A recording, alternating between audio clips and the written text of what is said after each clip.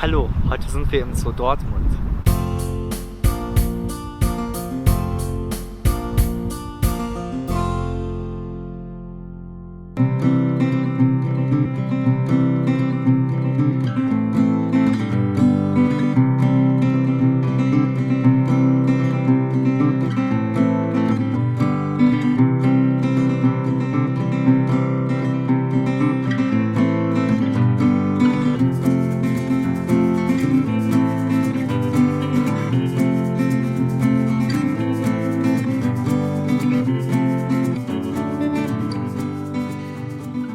Das hier ist jetzt das Abendessen, oder man kann ja eher sagen Frühstück für die Plumploris, beziehungsweise ist eigentlich das für die ganze Nacht.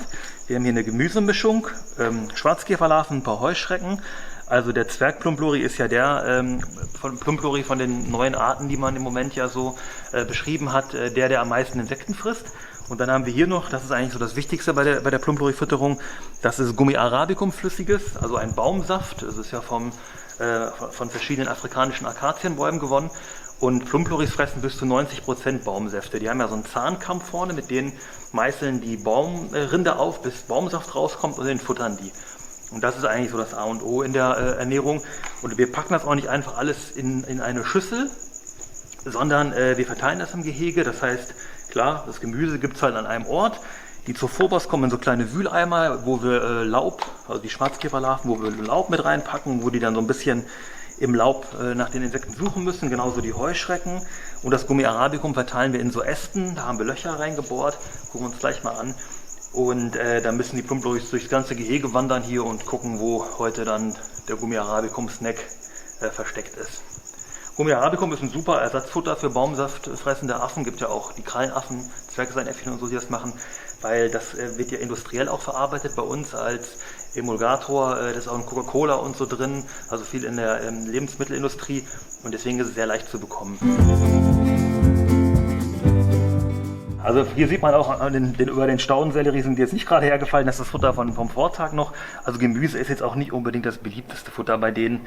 Die holen sich dann manchmal so ein paar Tomaten oder Paprikastücke raus, aber die fressen hauptsächlich die Baumsäfte, und vor allem die Insekten fressen die total gerne. Die Zophobos, also die Schwarzkäferlarven, die kommen hier in so einen Eimer. Wir haben mehrere von denen im Gehege. Da ist Laub drin, ein bisschen Moos, Laub und sowas. Die verstecken sich ja dann im Laub. Und das heißt, die Plumploris kommen dann nachher rum, gucken, okay, hier sind jetzt 4, ein bisschen wühlen. Die hören das natürlich auch, wenn die hier rumlaufen, okay, da ist was in dem Eimer. Wir haben hier oben noch einen großen Eimer. Der ist noch ein bisschen versteckt hier hinter dem Bambus verkleidet. Da kommen dann Heuschrecken rein, auch im Laub. Da packen wir noch ein bisschen Karex oder so rein, dass die Heuschrecken auch was zu futtern haben und drin sitzen bleiben. Und dann müssen die Plumploris diese verschiedenen Futterstationen ansteuern. Die Heuschrecken hüpfen meistens auch raus, ist auch nochmal richtig spannend, und sind dann im ganzen Gehege unterwegs. Da müssen die also richtig jagen hier in der Anlage auch, die Plumploris. Und das Gummi arabicum, das füllen wir hier in diese Hölzchen. Hier sieht man, die haben jetzt gestern hier nur, wir bieten ja mehrere an, hier waren die nicht ganz so hungrig anscheinend an dieser Stelle. Das ist nicht ganz leer. Das befüllen wir mit dem Baumsaft, so bis es randvoll ist, und verteilen die da an verschiedenen Stellen im Gehege. Hier zum Beispiel haben wir auch noch eins, das ist ja auch nicht ganz leer geschleckt. Und dann müssen sie eben gucken, wo ist hier der Baumsaft, weil die können natürlich hier nicht das ganze Holz anknabbern, und hier gibt es hier keinen frischen Baumsaft für die zu holen.